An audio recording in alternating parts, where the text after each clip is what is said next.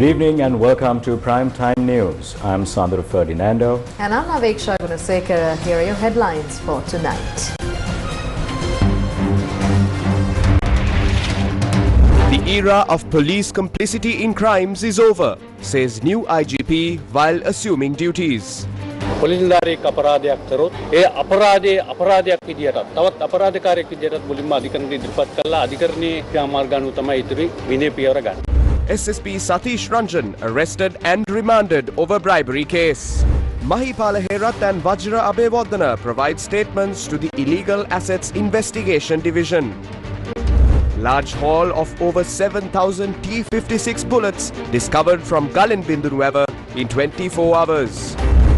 Muttur farmers protest opposite Presidential Secretariat demanding ownership of farmlands. 32 deaths reported from Jammu Kashmir cloudburst.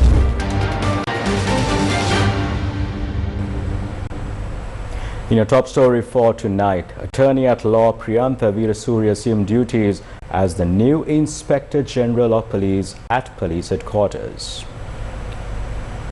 Attorney at Law Priyantha Veerasurya has made history by becoming the 37th Inspector General of Police in Sri Lanka.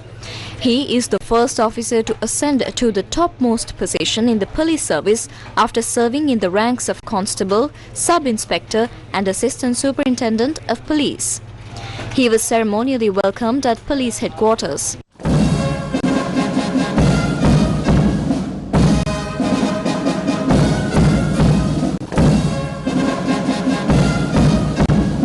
During his address to police officers, the new IGP emphasized his unwavering commitment to preserving the dignity and integrity of the police service throughout his tenure. පොලිසියේ සියලුම තරාතිරම් වල සියලු දුක් දෝමනස්යන් ඒ වගේම සියලු අටලෝ දහමයන් මට කුරුදුයි හොඳට I am familiar with all the hardships and challenges faced across every rank of the police. I deeply understand the emotions and realities involved. The vision of Sri Lanka Police is to create a peaceful environment where people can live without fear of crime and violence. To make this vision a reality, I expected the highest level of performance from officers at every rank, including myself. Following his assumption of duties, IGP Veerasurya pledged to act in a manner that upholds public trust in the police. මේ රටේ ඉන්න බැරි මේ රටේ තමන්ගේ නමින් පෙනී හිටින්න බැරි නිවට Some cowardly criminals who cannot even appear under their own names have fled abroad. These individuals who cannot be identified even by the names they were born with are now orchestrating criminal operations from overseas. They were previously protected by political cover, but that protection is no longer available. They are now using local drug traffickers and addicts, including some members of the armed forces and police, to carry out their activities. We are studying these networks thoroughly. We have also uncovered direct and indirect links between these criminals and those who previously provided them political protection. Legal action will be taken accordingly. I will not allow a situation where criminals emerge from within the police itself. If a police officer commits a crime, it will be treated as a crime, and that officer will be presented to court as a criminal. Disciplinary action will follow based on the court's decision. Our first priority now is to rebuild public trust in the police through maximum discipline. If our officers fail to deliver the service the public deserves, these shortcomings will be exposed at any time. That's why I have given the public a WhatsApp number 071-859-8888 to report any injustice or misconduct by police officers. I cannot promise instant solutions, but I will strive to ensure maximum fairness. We are actively working to suppress the rising wave of crime. 11 cowardly criminals who had been hiding abroad. We are actively working to suppress the rising wave of crime. 11 cowardly criminals who had been hiding abroad have already been brought back to Sri Lanka and are now behind bars. We are also taking steps to prevent others from fleeing to foreign countries. We have successfully uncovered the methods they use and are countering them. This operation cannot be carried out under normal legal procedures. We have informed the President, the Minister of Justice and the Minister of Public Security about the need for legal reforms. Those reforms are currently being drafted. International confidence in the Sri Lanka police has already been firmly established. We recognize her shortcomings within the police. Moving forward, we must address these issues and clean up the institution. We must elevate the police to a superior standard, and we are taking steps to do so. පොලිසිය ඉන්නවා නම් ඒ සම්බන්ධයෙන් අවශ්‍ය පළවෙනිම පොලිසිය clean කරන්න අවශ්‍යයි පොලිසිය සුපිරිපන්න කරන්න අවශ්‍යයි ඒකට කටයුතු කරගෙන යනවා.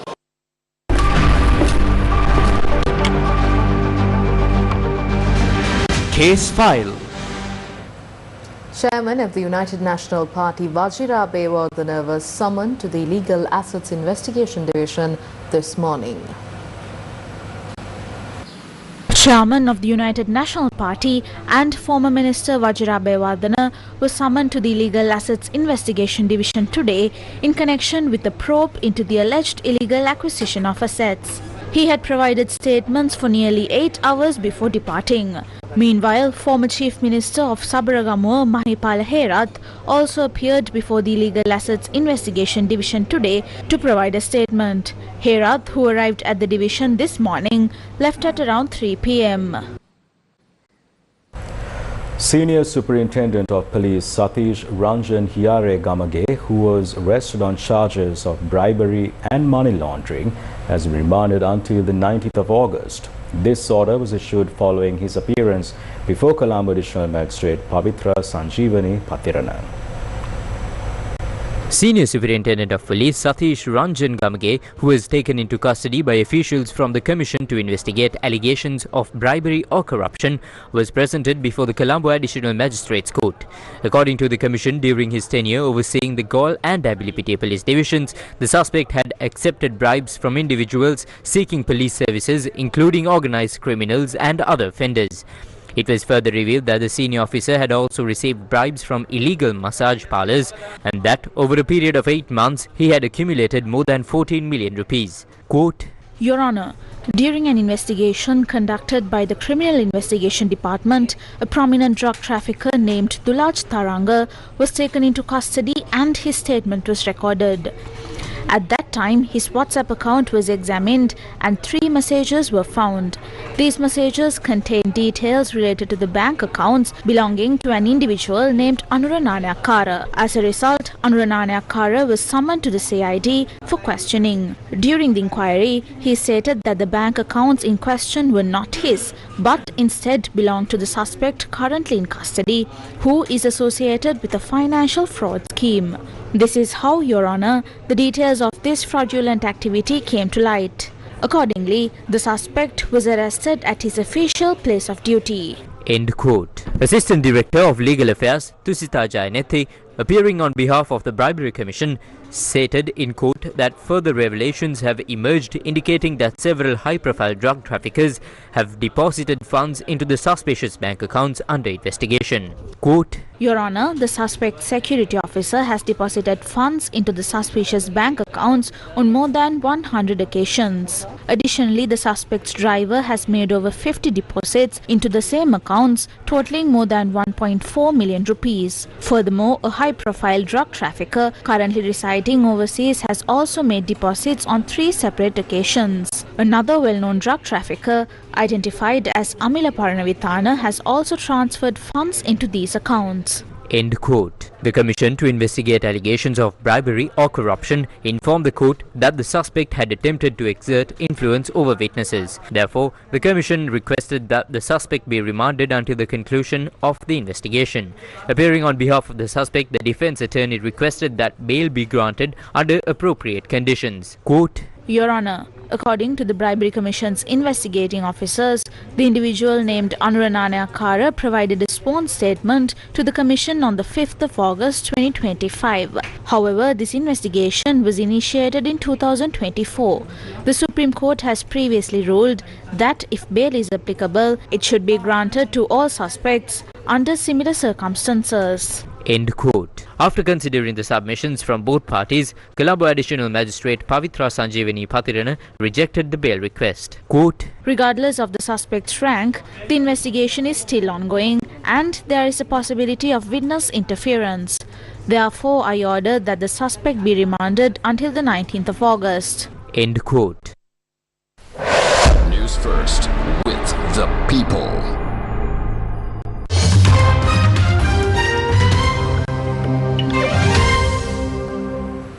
A cloudburst in the Chashoti village in Jammu and Kashmir's Kishtwar district has claimed the lives of 32 people after it triggered flash floods and large-scale destruction. A total of 98 people have been rescued so far, while 3 others remain missing. Authorities have stated that the condition of the rescued 28 is critical. According to foreign media, a large number of devotees had gathered in Chashoti, which is the starting point of the Sri Machel Mathayatra pilgrimage. India's Union Minister Dr. Jitendra Singh said that given the circumstances, a significant death toll could be expected. Foreign media also reported that rescue operations for the affected are currently underway. Pakistan's Independence Day celebrations in Karachi turned tragic as reckless aerial firing resulted in the deaths of 3 individuals, including a senior citizen and an 8-year-old girl. 3 people, including a senior citizen and an 8-year-old girl, were killed in Karachi during Pakistan's Independence Day celebrations after reckless aerial firing. More than 60 others suffered gunshot injuries.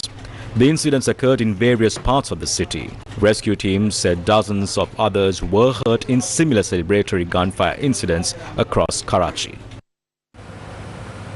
Pakistan's 79th Independence Day was marked with a celebratory event hosted by the country's High Commission in Colombo this morning. The High Commission of Pakistan in Sri Lanka commemorated the country's 79th Independence Day with a celebration reaffirming its commitment to fostering a strong, dynamic and progressive Islamic welfare state. The ceremony featured the hoisting of the national flag by the Pakistani High Commissioner, retired Major General Fahim Ul Aziz. Messages from the President and Prime Minister of Pakistan were also read to the assembled guests. Our bilateral brotherly relations with Sri Lanka are founded on the shared values, mutual support in times of need, and a history of standing by one another, both in peace and adversity. These relations are embedded in defense cooperation and cemented by trade and cultural exchanges. May Pakistan-Sri Lanka friendship flourish, Pakistan Zindabad, and Pakistan is always Zindabad. The High Commissioner also spoke of the enduring bilateral relations between Pakistan and Sri Lanka, highlighting the nations' shared historic bond, common values and steadfast mutual support. He cited the excellent political, defense and cultural ties that have long characterized the relationship. The event garnered a significant turnout from members of the Pakistani community in Sri Lanka, the Pakistani diaspora abroad, High Commission officials and other dignitaries.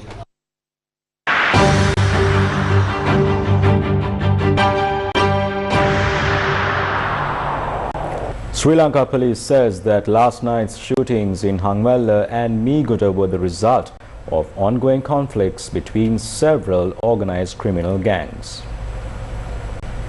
A shooting incident was reported at a house located on Iriagola Road in the Pahatgam area of Thunnana, Hangwella. According to police, 2 individuals arrived on a motorcycle and carried out the attack. The motorcycle was stopped approximately 20 meters away from the house and only the gunman dismounted and approached the residence. At that moment, a person inside the house had stepped out to the front area. The resident sustained injuries in the shooting with a bullet striking his leg.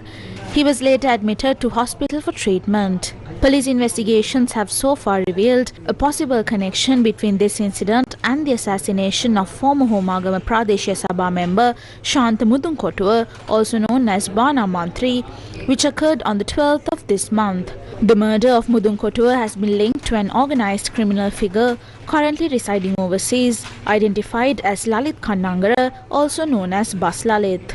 It has now been revealed that the individual injured in Wednesday night's Hangwella shooting is the father of Kandauda Iresh, a close associate of Bas Lalit.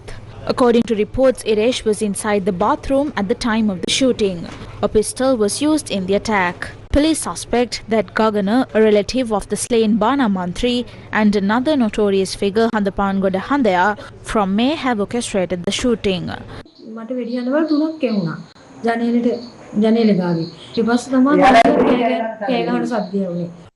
Less than half an hour after the Hangwala shooting, another incident was reported in Migoda. The second shooting occurred in front of a house in the Nadunuyan area, located several kilometers from the first scene. Two individuals arrived on a motorcycle and opened fire, but no injuries were reported. The identities of the suspects remain unknown. Police say 6 investigation teams have been deployed to probe both incidents. 7,003 rounds of T-56 ammunition have been discovered from the Getalava Vava in Galinbindunu Vava over the past 24 hours. According to the police, 1,965 T-56 bullets were also recovered from the Getalava Vava today. The discovery was made last afternoon when a farmer approached the Vava. While at the water's edge, he noticed several submerged bullets and had immediately informed the police. During a search of the Vava, following the tip-off, police recovered 5,038 bullets. A further search of the Vava today had uncovered another 1,965 T-56 bullets. Police said 115 MP-MG bullets were also discovered during the search apart from T-56 bullets. Facts are to be presented before courts next Monday regarding the discovery. On the 23rd of July 2025, 3 young men who had visited the Hurulu Vava in Galinbindunu Vava for a swim discovered several live bullets near a rocky area close to the Vava. After informing the Galinbindunu Vava police, officers inspected the site and recovered 10 rounds of T-56 ammunition, 18 rounds of LMG ammunition, 1 pin from a hand grenade, 1 base section of a T-56 magazine, 1 key used to open ammunition boxes. 45 live rounds have been discovered hidden in a bamboo plant in Lindamullage Vatta, Valipanna Kalutara. According to police, the ammunition was discovered by 2 children aged 8 and 13. After informing their parents, the parents had alerted the police. Newsfirst, main sponsor. A trusted place for your fixed deposits. Valuable FD, the symbol of stability. A trusted place for your fixed deposits. Valuable FD, 10.25% for 15 months, 11% for 24 months. Valuable FD, the symbol of stability. Continuing with more local news, Minister of Transport, Highways, Ports and Civil Aviation, Bimal Ratnayaka, took part in several programs in Nuwara today. Minister of Transport, Highways, Ports and Civil Aviation, Bimal Ratnayaka, visited Nanuoya railway station today to inspect ongoing issues. Members of Parliament and government officials accompanied him during the visit. The Sri Lankan government recently introduced a new system to dismantle the mafia operating within the online railway seat reservation process. Under this new system, it is now mandatory for passengers to provide either their national identity card number or passport number when reserving a train seat online. To review the implementation of this new system, Deputy Minister of Tourism Professor Ruwan Ranasinghe visited the Alla railway station. Got a ticket? How many tickets? Got it. Demand එක දැන් ඉතින් සාධාරණ නියමිත ගන්නට කලින් කරන trip එක පොගුලාරි දැන් කරන්නේ හොඳයි. දුම්රිය ටිකට් මේක. For a long time, a group operated a racket around railway ticketing. Tickets worth 1,000 or 2,000 rupees were being sold in black markets for 10,000 to 15,000 rupees. At a time, even officials were involved.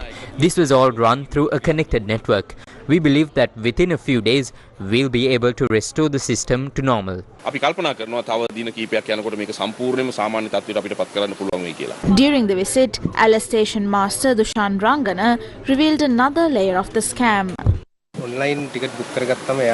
When tickets are booked online, passengers receive a PDF via email. Some individuals have been fraudulently altering these PDFs, changing the national ID numbers to passport numbers and presenting them here.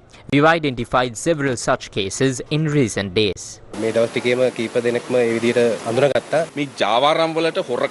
Once these rackets become familiar with the system, they evolve and reappear in new forms. No matter what form they take, we will fight back. We will take necessary legal action and enforce the law to stop this. From the president down, our mission has been to eliminate corruption, fraud and theft. That's the foundation of the government we've built. Farmers from Muthunagar, Trincomalee staged a protest near the Presidential Secretariat today, demanding an end to the forcible use of their lands for other projects and requesting land for cultivation.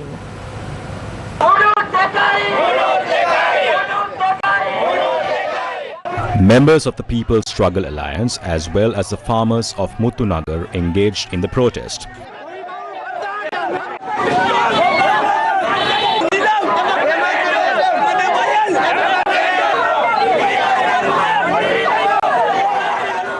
A tense situation arose between the police and the protesters.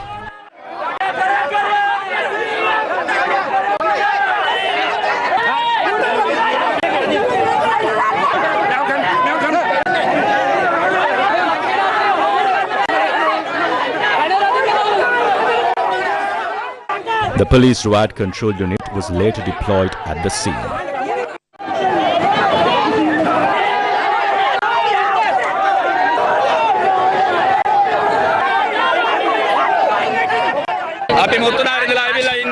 We have come from Muthunagar. All our paddy lands are now being used for solar power installations. The company is working on the site, making it difficult for us to cultivate this year. We approached the Trincomalee Pradesh Sabha, but they showed no concern.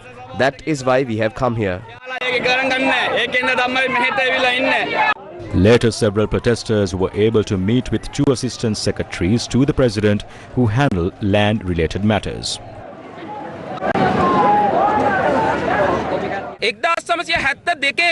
Since 1972, people have been cultivating in these lands for 50 years.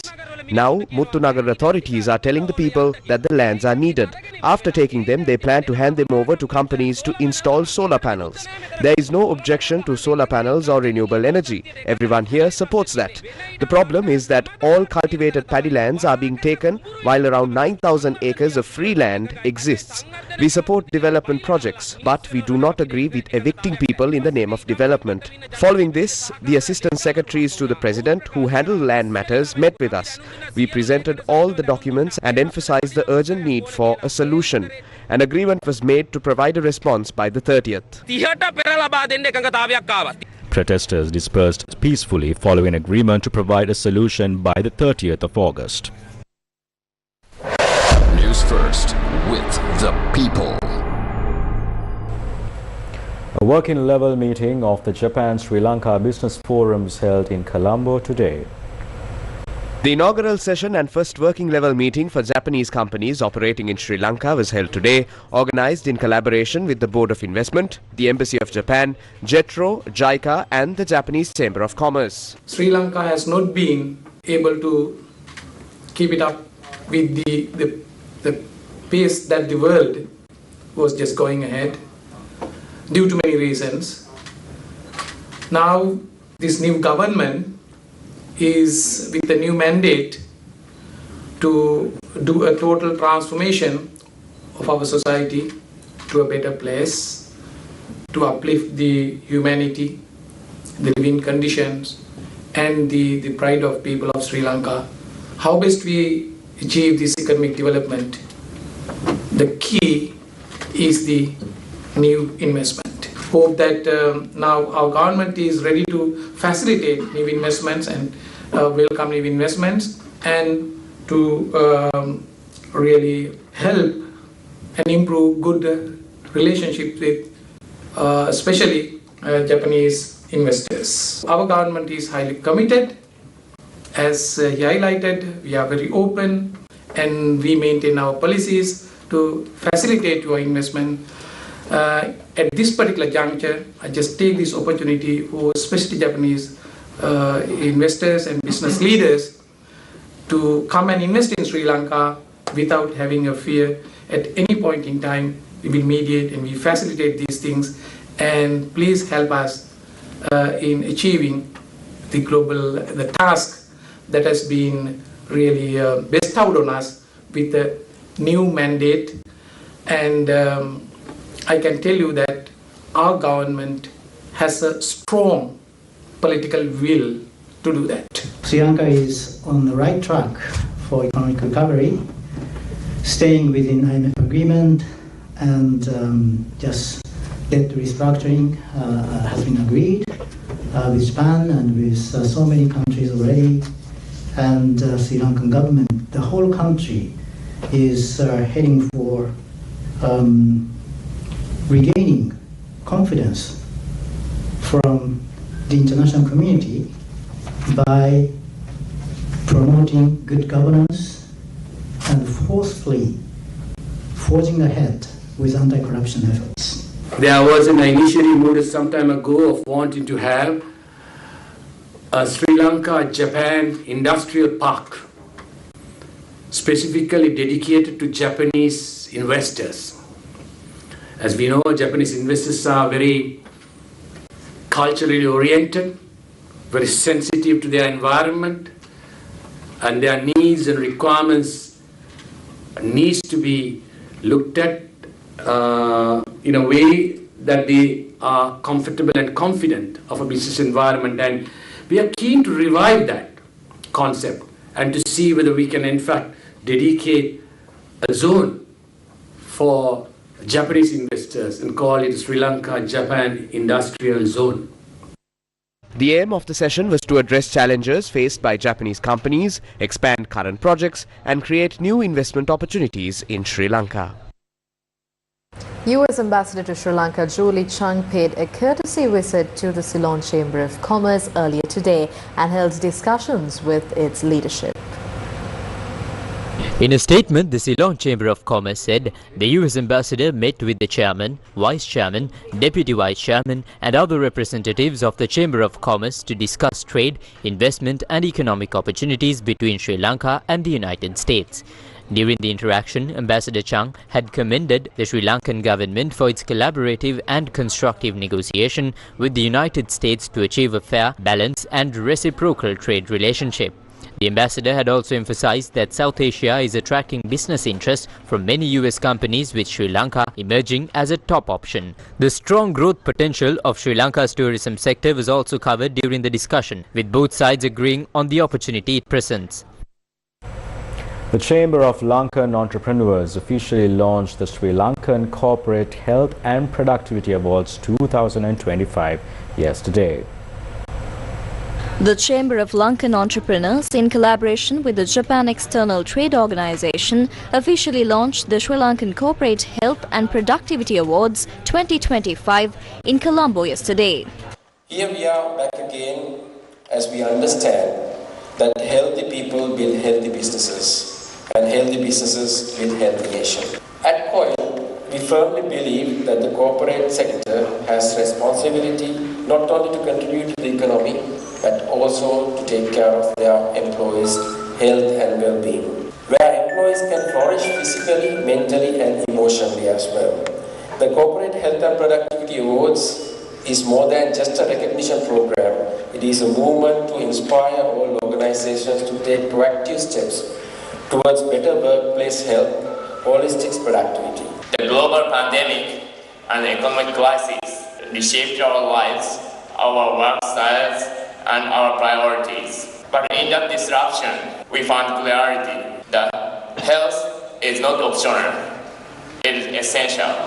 That resilient companies are built on the well-being of their people, and that the path to recovery must be paved with compassion, innovation, and collaboration. A powerful term, Health and Productivity Management Award, will inspire Sri Lankan corporations to generate human-centered growth. Health and productive management refers to the strategic efforts to maintain and promote the health of employees, as well as enhance the profitability from viewpoint of business management.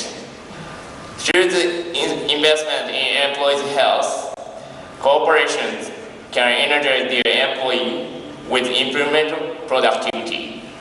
The Sri Lankan Corporate Health and Productivity Awards celebrates businesses in Sri Lanka that lead the way in employee well-being, workplace sustainability and productivity excellence. This year marks a significant milestone as the Japan External Trade Organization joins as a strategic partner, bringing international benchmarking, global best practices and valuable expertise to the program. Prime Minister Dr. Harini Amarasuriya emphasized the government's commitment to a major overhaul of the national education system aimed at diversifying career pathways and equipping students with the skills required for a dynamic and resilient economy.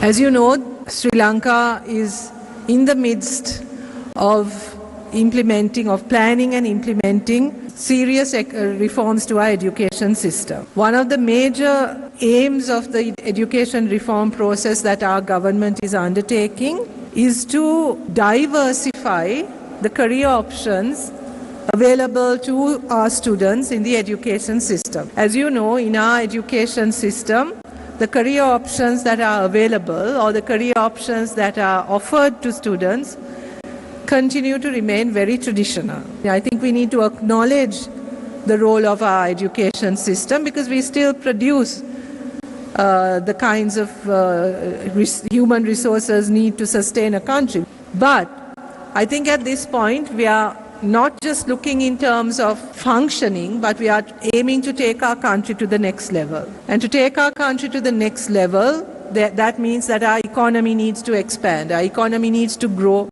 our economy needs to diversify, and our economy needs to be more stable, which means that it needs to be more resilient so that it can cope with external shocks, it can adapt to the rapidly changing global context, and it can be flexible enough to change according to the complexities of the world that we are facing or the world that we are living in. So then the kinds of skills that a young person requires today are quite different to what was imagined 20, 30 years ago. Technology is changing so fast, things are changing so fast. The kinds of human resources that are required are also constantly adapting and changing. So therefore we need our education system to be able to equip young people with the adaptability, flexibility, understanding about the many options that are available in the world today, be familiar and comfortable with technology, all of these things, while also retaining within themselves a sense of humanity, integrity, good ethics, and what it means to be a good citizen in a democratic, pluralistic society. Biz Fast. The Welfare Benefits Board has announced that the August payments for the Aswasama beneficiaries will be credited to their bank accounts tomorrow. A total of 1,421,745 families are eligible to receive the benefit, with over 11 billion rupees set to be deposited. The funeral of the deceased wild elephant known as Kandalam Raju took place today.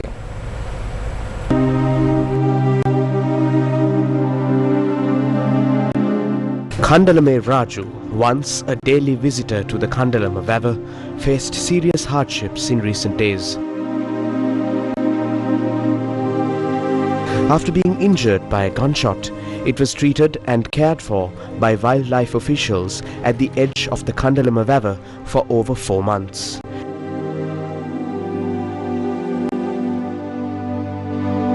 Yesterday, the people of Kandalama bid farewell as Raju passed away. The villagers showed it the care and respect it had long earned by invoking blessings on the gentle giant after its passing.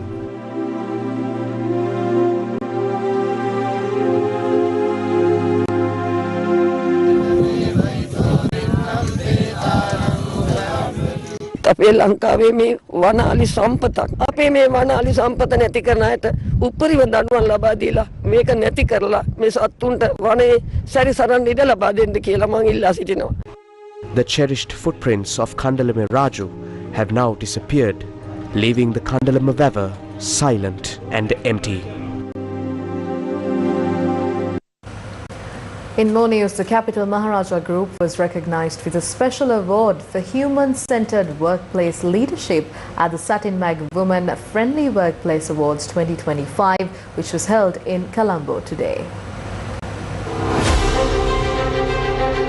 The Satin Mag Women Friendly Workplace Awards 2025 got underway in Colombo earlier this evening. The purpose of the awards was to honor the pivotal role played by women in the workplace. The Capital Maharaja Group was recognized with a special award for human-centered workplace leadership during the event.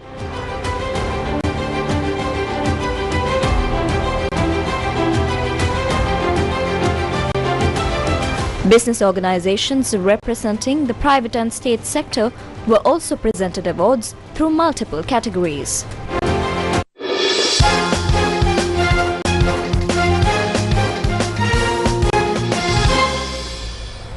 The Ministerial Consultative Committee on Youth Affairs and Sports has approved regulations restricting the tenure of office for sports association officials.